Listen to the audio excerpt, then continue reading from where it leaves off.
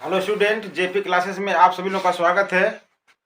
आज हम class 10th के एनसीईआरटी मैथ के प्रश्नावली 9.1 के दूसरे क्वेश्चन का सलूशन देंगे। देखिए, क्वेश्चन है आपका, आंधी आने से एक पेड़ टूट जाता है।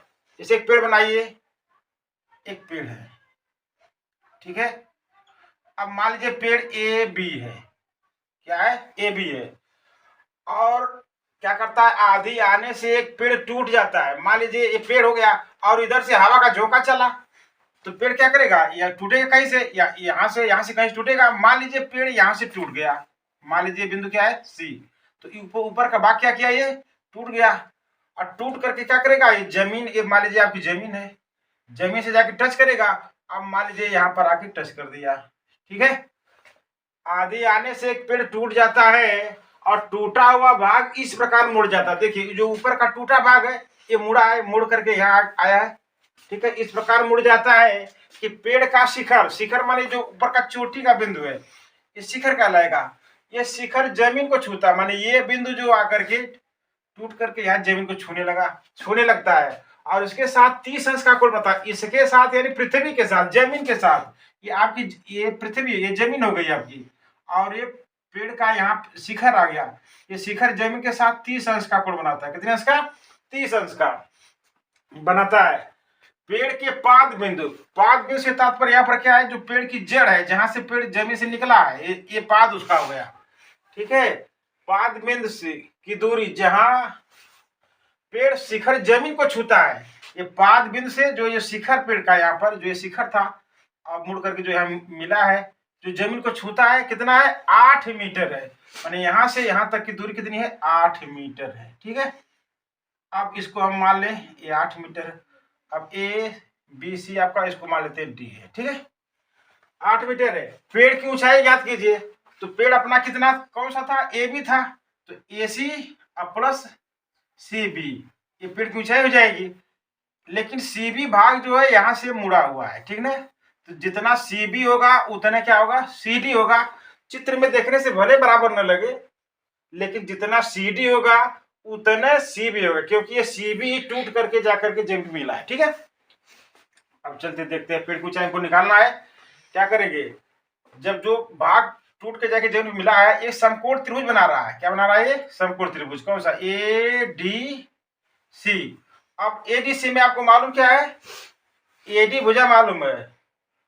तो हम निकालना हमको क्या है कि किसी तरीके से ए सी निकल जाए और सी डी निकल जाए। दोनों अगर हम निकाल लेते हैं, आप फिर दोनों को प्लस कर देंगे, पेड़ की ऊंचाई निकल जाएगी। तो चलिए लिखते हैं, यहाँ पर लिख देंगे, माना ए बी पेड़ है, ठीक है। माना ए बी पेड़ है। बिंदु सी से, कहां से टूटता है, इधर से जब आंधी आती है, तेजी से चलती है, तो क्या करता है, सी से टूट जाता है। बिंदु सी से टूटकर, बिंदु सी से टूटकर शिखर, यानी पेड़ का शिखर, पेड़ का शिखर,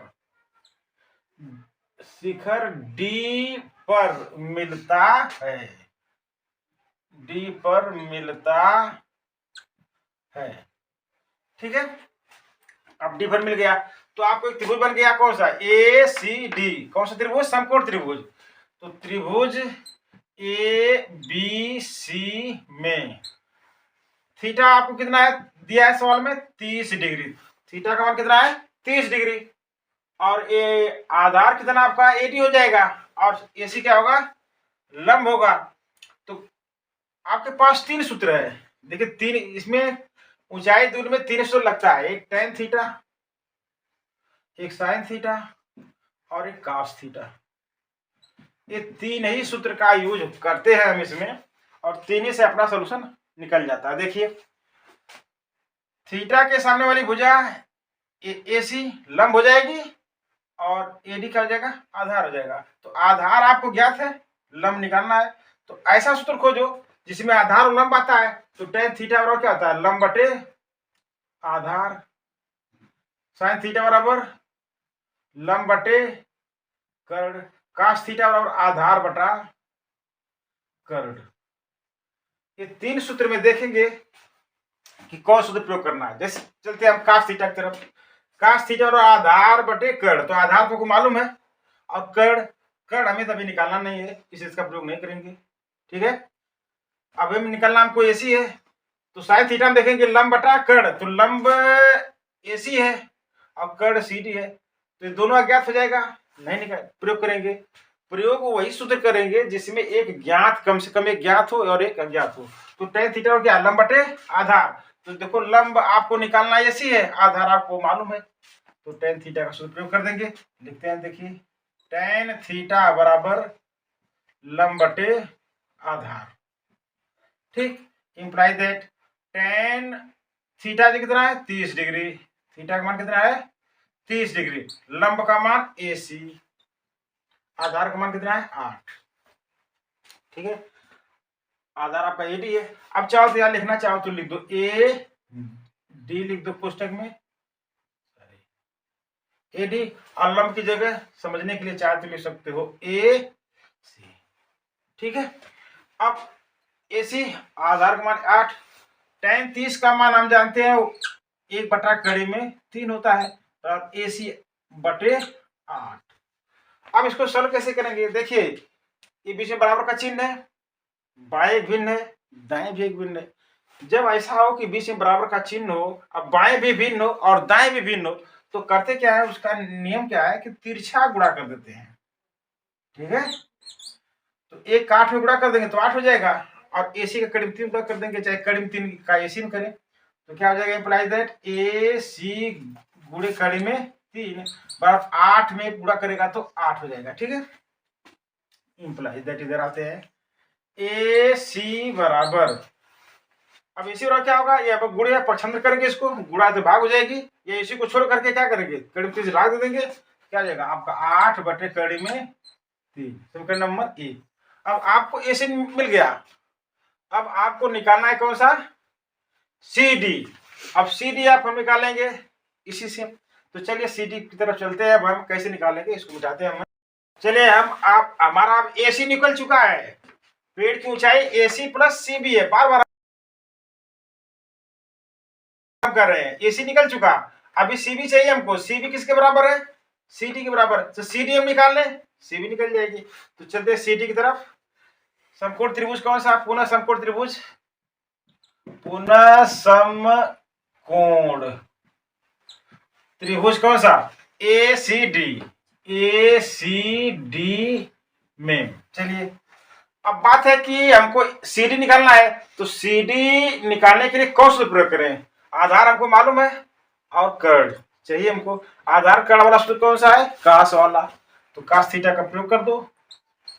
कास थीटा बराबर आधार, आधार इसमें क्या है AD है, बटे कर्ड, कर्ड कौन सा है CD, कर्ड CD। चलिए मान को रखिए, इंप्लाई दैट थीटा का मान 30 डिग्री है, तो क्या आ जाएगा कास 30 डिग्री बराबर आधार, आधार आपका कितना है AD। ठीक है, AD का मान कितना है 8 बटे कर्ड CD, CD निकालना है आपको, CD जगह CD रख दो। ठीक है, कास 30 का मान कितना होता है, कर्ड में 3 बटा 2 बराबर 8 बटा CD। अभी आपको हम बताया कि जब बीच में बराबर का चिन्ह हो, दोनों तरफ भिन्न हो, तो उसको हल करने का केवल एक नियम बनता है, क्या, तिरछा गुणा।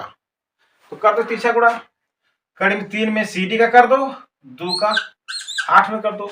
ठीक है, तो इंप्लाइज क्या हो जाएगा, CD गुणे कड़ी में 3, चाहे कड़ी में 3 गुणे CD, तो CD इंटू कड़ी में 3 बराबर 8 दूनी 16, इंप्लाइज दैट CD बराबर 16 बटा कड़ी में, सॉरी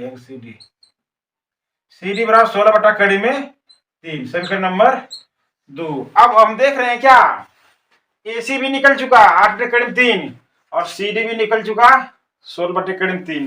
अब क्या करेंगे, हमको निकालना क्या, पेड़ की ऊंचाई। चलते हैं, अब पेड़ की ऊंचाई ज्ञात करना था।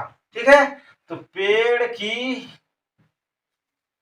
ऊंचाई बराबर क्या हो जाएगा AC प्लस क्या CD। ठीक है, इंप्लाई दैट नहीं रुको, बराबर दे दो। चलो एसी, एसी का मान समीकरण 1 से 8/3 प्लस CD का मान समीकरण 2 से 16/3 बराबर कर दो।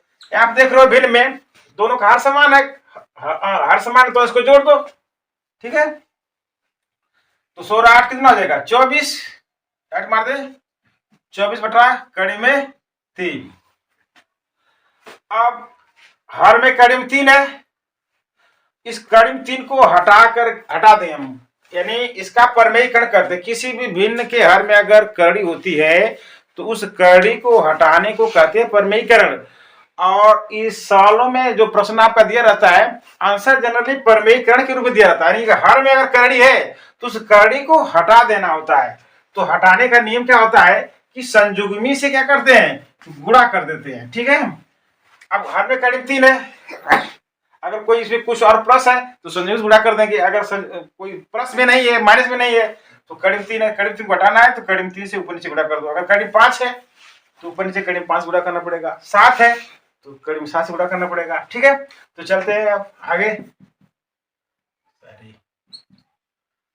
24/3 है, ऊपर कड़ी में 3 गुणा कर दो अंश में, नीचे भी कर दो कड़ी में 3, बोलो ठीक है। मैंने कड़ी में 3 कर दे हम, तो ऊपर क्या जाएगा 24 कड़ी में 3।